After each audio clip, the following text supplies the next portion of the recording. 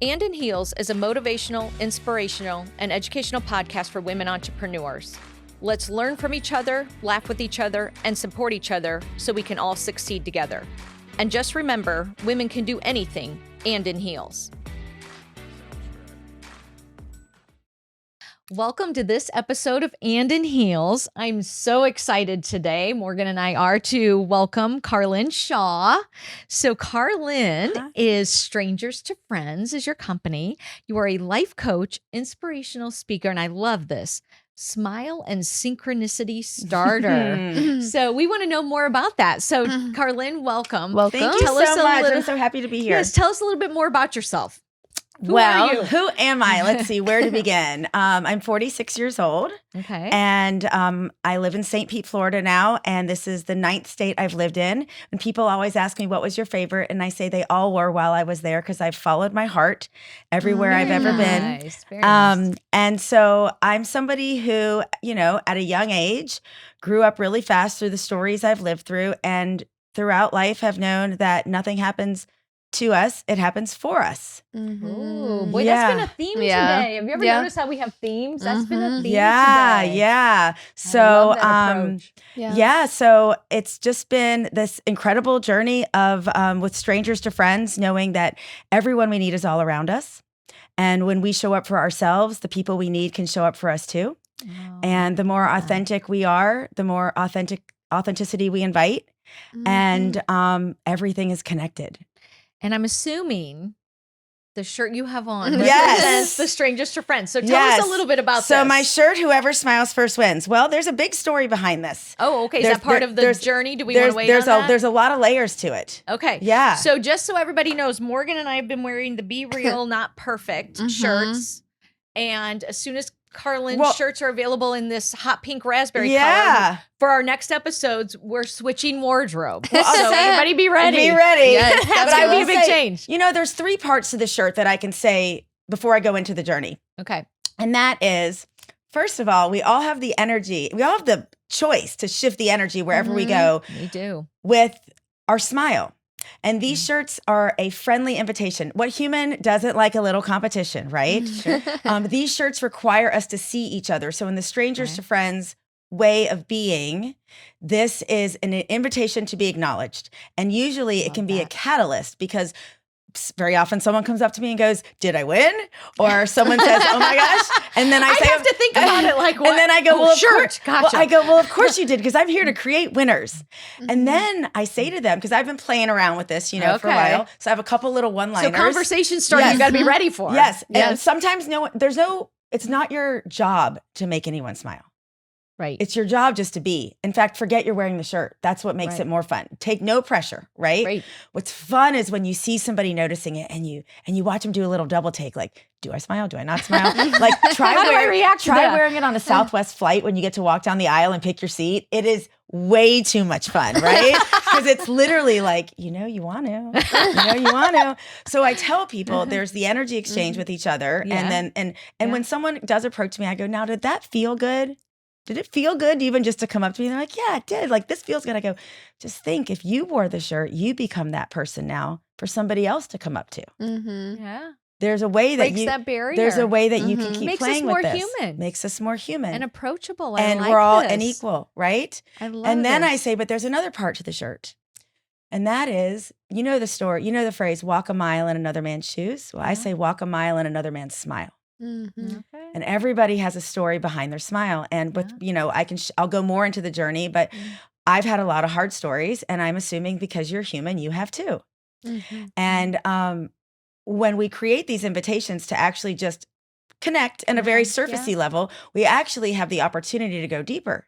And so I say, nothing can actually steal your smile. It becomes a choice. And it's our job to acknowledge and honor each other in the journeys we've been in, because there's bravery involved. There's things to celebrate that we don't always celebrate, but it's actually a personal journey. Like you had to rebuild your smile. Right. So I say, part of my story was my front teeth are fake. I didn't have teeth for the age of 36. So I say, nothing can steal your smile, even when you don't have teeth.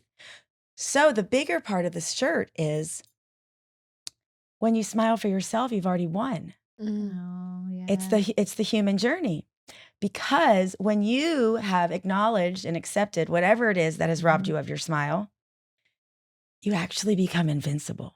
Yeah. So I call these superpower shirts. I love this. It's not just a shirt, it's a tool in your toolkit.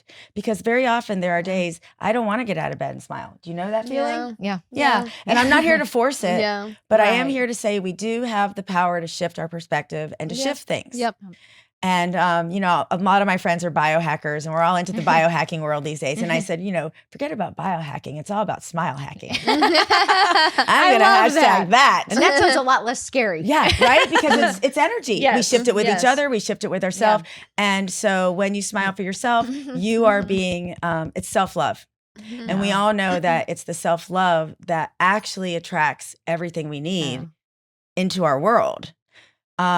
And so it's all connected. I love That's all awesome. of that. Yeah. I love amazing. all of that Yeah, story. so thank you. So amazing. And the story evolved. It's been an evolution. It's just as we all are. Yeah. It's all about. But what a simple human thing we can all do. Yeah. It's free. It's free. It doesn't cost you anything. Nope. If And they anything, never it's go gonna out of make you style. Feel Yes. better.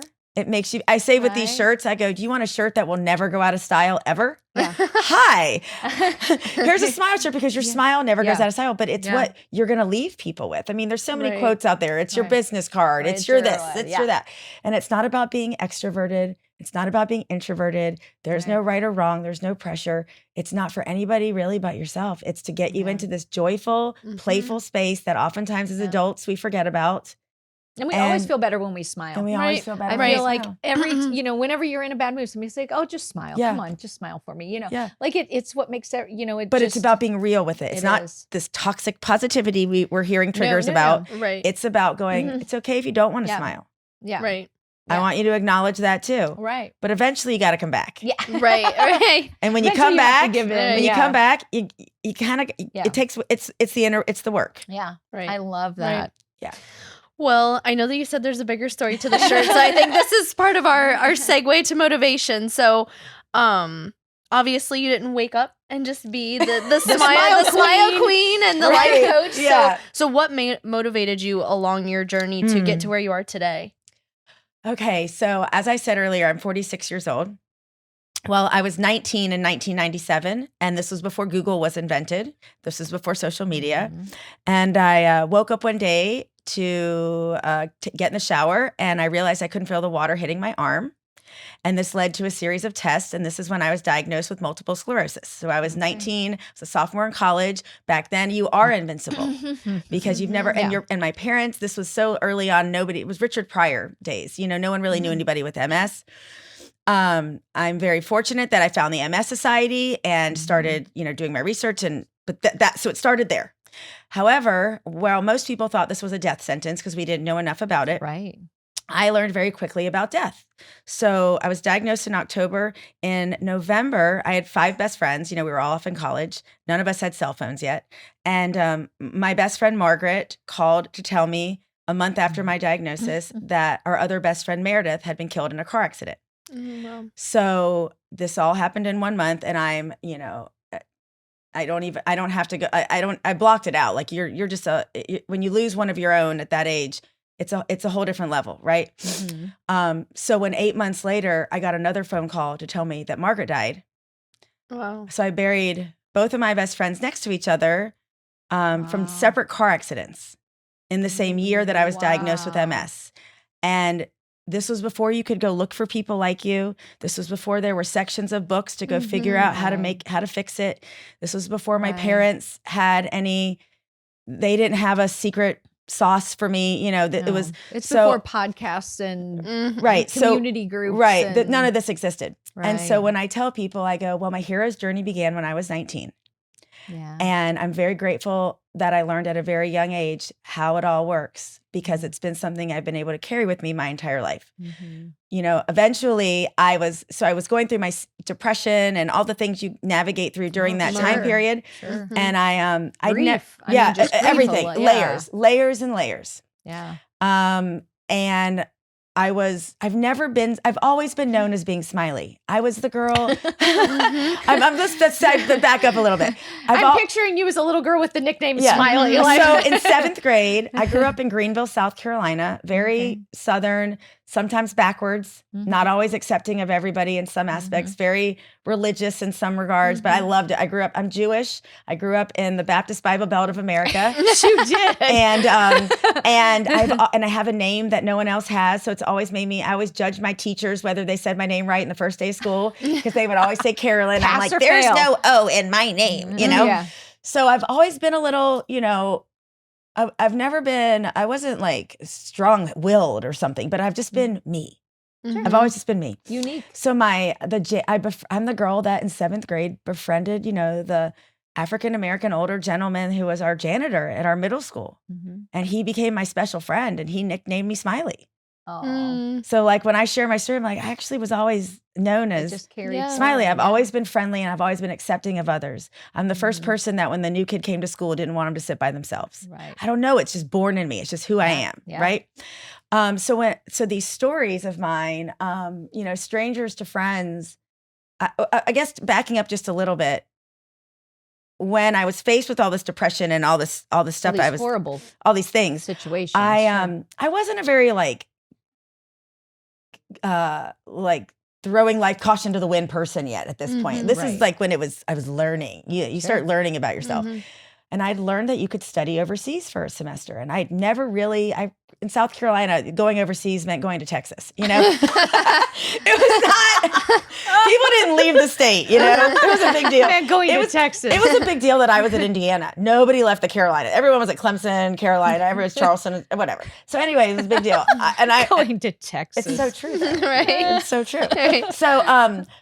So you had to cross the Gulf, is that? You had to go over the Mason-Dixon line, okay? You had to cross over. Oh, forget the body of water. East of the Mississippi was a big deal. West of the Mississippi was a big deal, you know? Okay. So it's so true, though. It's so funny when I think about it. And so I learned about this concept of studying overseas. And I had gone to Israel for the summer when I was in high school. So I knew the power of travel, but I didn't actually know it was something that we could do for ourselves. Because my friends at home weren't doing that. I also had already learned the concept of ask for forgiveness, not permission. I learned that at a young age, in a good way, though. In a good way. Like I auditioned for the magnet school to study theater in high school without telling my parents, and got accepted, and came home and was like, I'm going to 2 different schools now. I need help buying a car. But like I've always been I heard, and I didn't know it was called intuition. I didn't know this inner knowingness. I just had it. Yeah. And so I had this feeling that I wanted to go overseas. Some would call it spontaneity, but I like it Some either would way. Call it, I'm a Pisces double Gemini, and there's no grounding in my chart, and I'm living in alignment. But something spoke to me, and so I applied to go overseas without telling my parents. And I applied to go to London because I only spoke English. Were you an only child? No. Oh, but there's a whole story around my brother too. We don't need to go there, but I kind of was an only child to a degree. To a degree, the focus was on him more than it was on me. So you had a lot of room. I had a lot of room. I got away with a lot. Yeah, I wasn't always a good kid. I was kind of. I pushed the envelope. We just had that story. I'm a whistleblower. Earlier. I told on myself, but yes. Yeah, my parents said, you're not in trouble unless you get caught. So sometimes I would tell them before I got caught. And guess what? They couldn't do anything. Oh, yeah. So it was a lot of wisdom at a young age here. Oh, yeah. But I went overseas. So long story short, I said, Mom, Dad, I think I know what I need.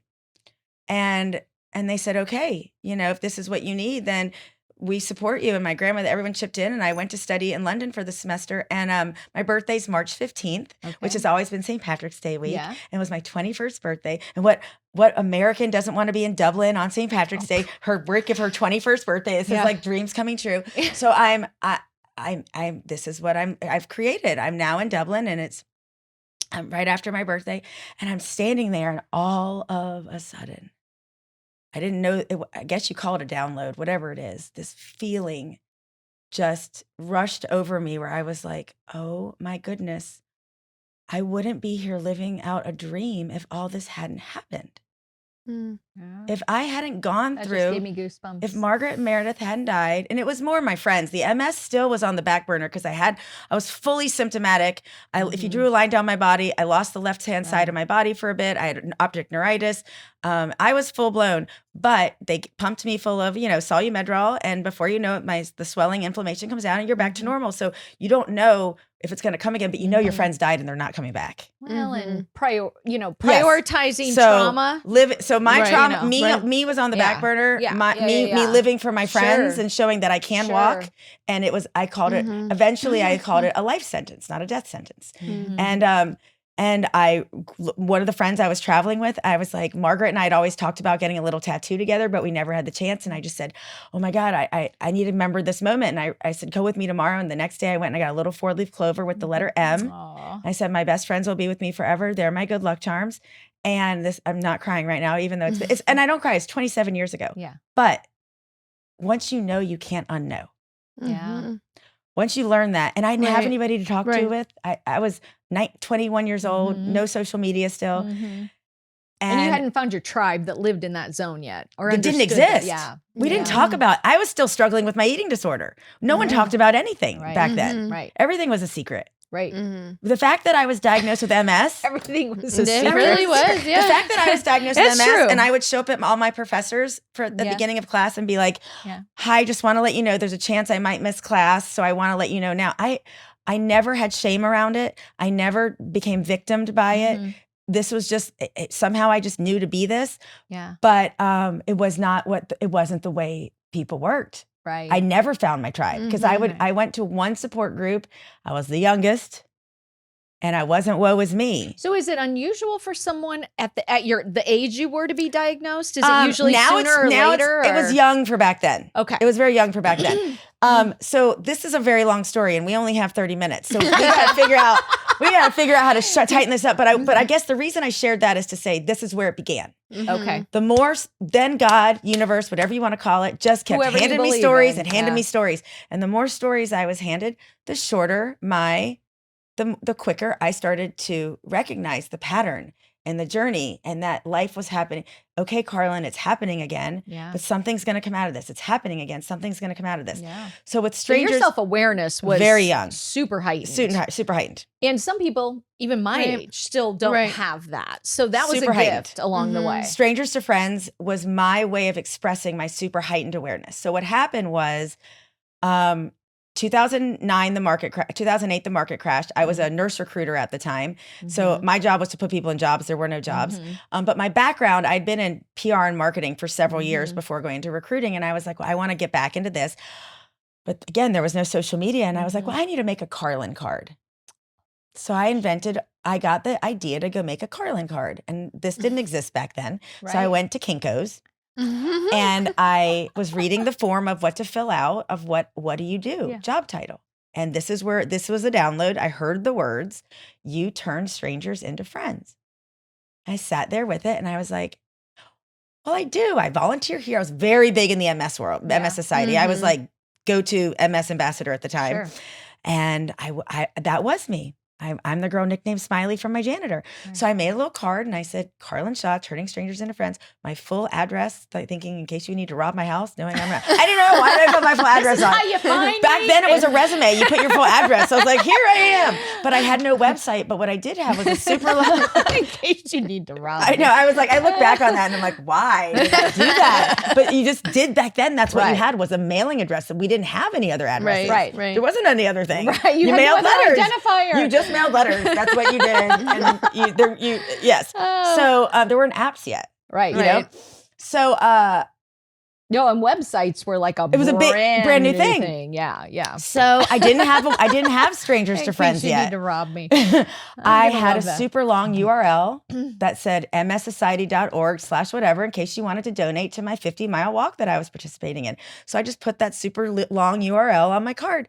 And back then, again, even though I was vocal about my MS, it wasn't like I talked about it all the time. It wasn't like whatever. Right. But when I started handing out these cards, people would be like, what do you do? And I said, oh, I don't do anything, actually. This is just me. It's a Carlyn card. This doesn't lead to a job. Everyone's speaking a business card. I'm like, oh, you're an engineer. I don't need your card. I'm never going to need an engineer. So I was having these. I don't care who you are. This was about me. It was about, who are you? What do you mean, who are you? Are you asking what I do? I don't do anything. I'm unemployed. That's why I made these cards. This is the whole point. And what I know, it's a Carlyn card. Use that. I love that. Well, I called them connection cards. Oh no, Yeah, I like it. It became not a Carlyn card, it became my connection card. I love that. And what I started I need noticing, those because what I you don't do. wanna, I don't want to do either. I just want to connect. We have to have another podcast because Yes. there's so much story here, by the way. Because what happened was, because I was leading very honestly with something that people tend to hide from, Right. out of the woodworks, people started coming up to me. My mom was just, what's your relationship to this? My mom was just diagnosed. My dad was just, I was diagnosed. I don't have anyone to talk to. And So I'd be you like, became an MS and ambassador. I called my mom. I go, Mom, something's happening. It's bigger than me. I don't know what this is. This is where I get teary-eyed. Because we all have stories. Mm-hmm. And when we can be brave with them and not self-identify and just be, just knowing they're building blocks within us, we're all connected. Mm-hmm. And I was showing up with my friends dying, my unemployed, whatever the story was. Right. There's a million. All right. And when I was finding these synchronicities with people, I decided to start a blog and called it Strangers to Friends. And I started sharing stories about these people I was meeting because back then you were the stranger to friend. I'd share the story of you because I wanted to share you with the world. I wanted to PR you with the world.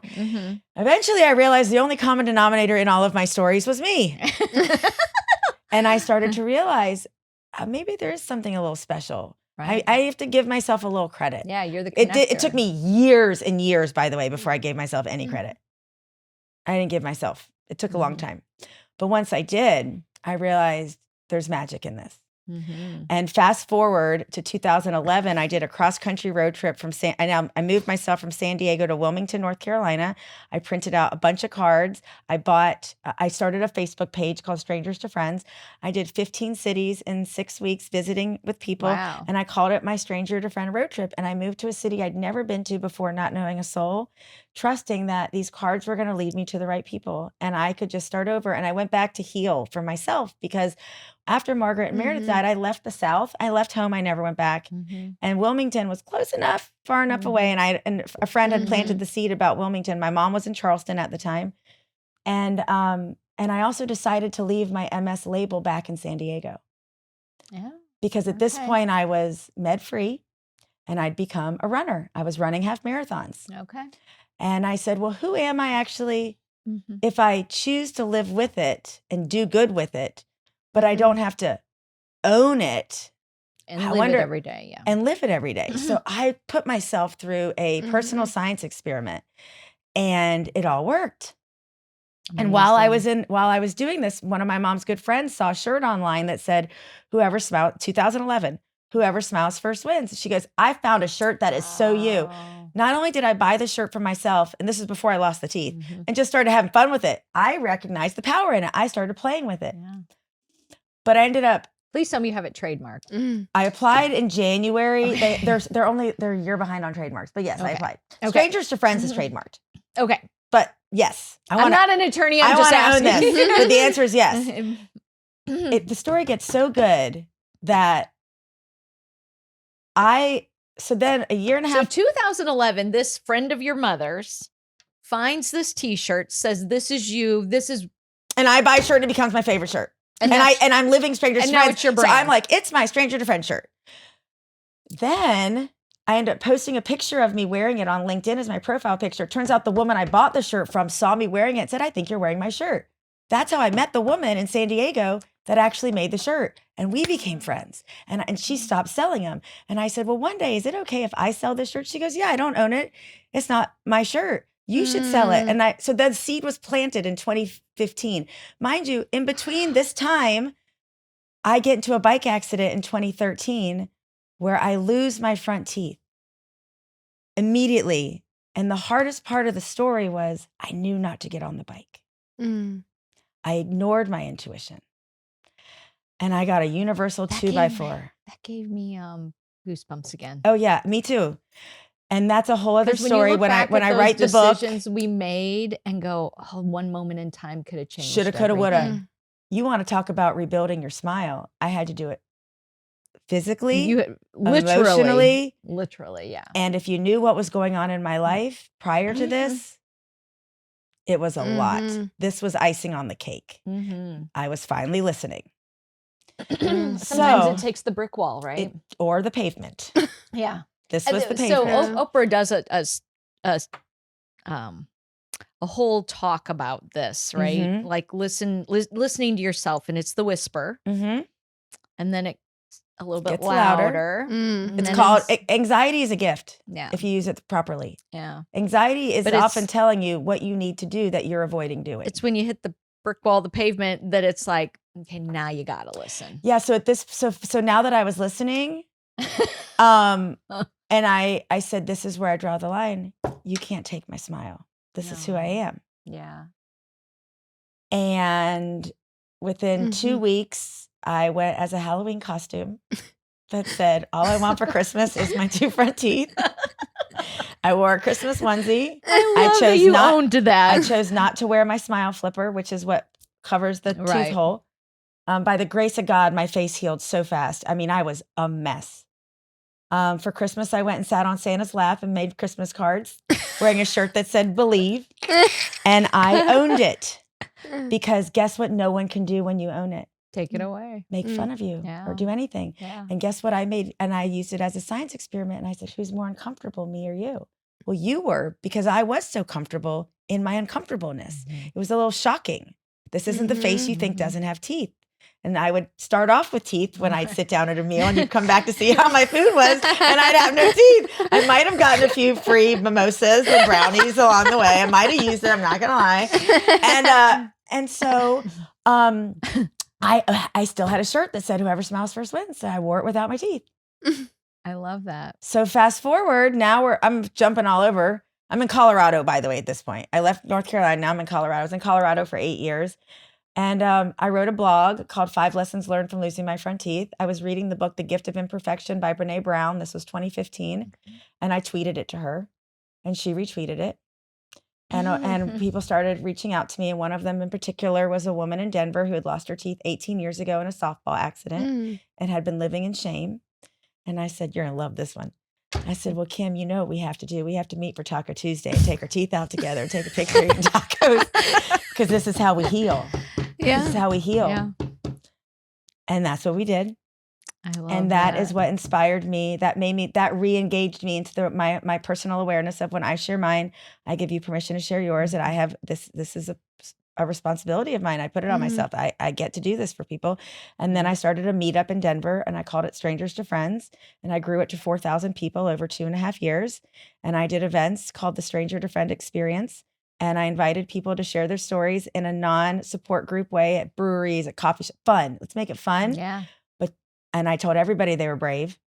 And we open-ended questions and I grew that. And then I had to go through another really rough patch in my life. It included losing, I lost more friends. I've lost a lot of friends. And this one was somebody who was sick and I was one of his only humans and he ended his life. And after that, I lost it. And it just brought up everything. And so in that space of mine, I ended up leaving Colorado, going to Hawaii for a few months. I'm making a super long story short with this. And while and going through my own personal journey, getting a tattoo that says I am, having to relearn who I was again, what was Strangers to Friends and all these things, and getting back to me. And while I'm in Hawaii, there's this thing we started hearing about called the coronavirus. Oh, you were in Hawaii when that arrived. So I left Hawaii right when that came on the airwaves. I ended up, I own a shirt that says whoever smiles first wins. I'm just living the journey, doing the thing. I'm still wearing the same shirt. And I end up buying I had no place to live, actually. I go back to Colorado. The job I'd lined up dissolved. Everything was this perfect spiritual intervention. And I just keep going, okay, please show me, please show me, okay, please this show wasn't me. it. Where is it? Yeah. Please show me, because I can't say this leads me to something, but this doesn't. So I'm in, but it doesn't make it easy. I'm angry. I'm punching things. I'm screaming. Why me? Why now? All the things. I thought I just gotten right with myself. Major long story short, how I got to St. Pete was a one-way ticket and 2 suitcases. I bought the one-way ticket March 19th, 2020, sight unseen, got here March 23rd, 2020. Never been here before. The whole world is locked down and everyone's wearing masks and no one can see anybody smile. It's really sad to me. And I can't be me. I can't do I can't be me. But I find ways to be me because I'm a whistle, because I don't listen to I'm not really worried. And any stranger that will talk to me, I will talk to them back, and I try and make anybody feel comfortable because I'm alone. I'm an island on an island again. And it was November 2020 that, not because of the masks, but because of me, I wanted to be me again. And I was looking for ways. I didn't have my community anymore. And I was like, I'm just going to make the shirt, whoever smiles first wins, and put it online. And maybe my friends and family want to buy it. And that's how it started. And then I ordered one for myself, and I just started wearing it with my mask all the time and wearing it on. I was flying. I never stopped flying. And I just started being it. And eventually every now and then people would buy one. And then one day I decided maybe I'll talk to a local print. It's just been this organic journey. And well, I can talk about Sandy Bean, who's on one of your episodes. Girl Boss played a big role in helping me get this all out there. And I've brought it back to life now. This is all Strangers to Friends 2.0, 3.0, 4.0. I don't even know where we are in the journey anymore. It's okay. But now we have these shirts, and it is an invitation of connection. And it is an invitation to be your authentic self. It's an invitation to see each other. It's an invitation to not take life so seriously. It's an invitation that's be human. I call these shirts a tool in your toolkit. Love that. So I can't wait to get mine. Yeah. So and it doesn't even matter if you have teeth. Yeah, I love that. There are so many things about all of that I want to dive into, but I know we can't because we're out of time. But we will definitely revisit this, Carlyn. And I've been thinking too, like some of these episodes I've met some amazing people that had so much more to share, but we're kind of restricted by like, how long do people want to listen to a podcast? So we're going to stop here in a few minutes, but there is going to be a 2.0 version that we need to come back with some of these guests and dive deeper because there's so much more here. Yeah. We just can't tackle it today, but I'm so excited to learn more about you. And we've all been brought together for a reason. That's all I'm saying. Absolutely. Yes. And like, I try and make my story shorter, but I also know all these little stories. If there's one person out there that hears this and sees themselves in it, and they can feel a little better knowing they're not alone, then my mission is accomplished. That's right. And that's right. Because all pain can become possibility. And I'm a big believer in the more we find our tribe and learn to lift each other up, the more successful we're all going to be. Absolutely. There's no room for competition here. Nope. Except a friendly competition. That's right. Well, that can be friendly. That's okay. But this is a friendly competition. Accountability and measuring. Yes. But yeah, we're all here to like, there's nothing about helping you succeed that would make me feel bad about myself. Right. Absolutely. So let's do that. Let's make that our mission together. Yeah. So wrapping up today. I know. You're amazing. I hate to even wrap it up, but what's the one thing you would leave our audience with today? Like, what is that one word of advice? Just that one thing you want them to take away from today's episode, which was phenomenal, by the way. I mean, there's all these little lines I say, but you are worthy and you deserve whatever it is that little voice inside of you is speaking to you and saying. You are not your stories. Your stories are your building blocks. And you have a choice on how you allow them to serve you or set you back. And there's no shame around your story because we've all got one. And the more authentically you show up for you, the more the world can show up for you too. We need to, when you get in alignment with yourself, this is where magic happens. I love that. Yeah. Carlyn, thank you again for being here today. Cannot tell you how much I have enjoyed your story and this episode. Like, this is one of my definite favorites. Thank you. And we'll definitely have you back on soon. But thank you so much for being here today and being an amazing guest. Well, thank you for having me in Sarasota. Absolutely. Thank you. If you enjoyed this episode, please subscribe. And just remember, women can do anything and in heels.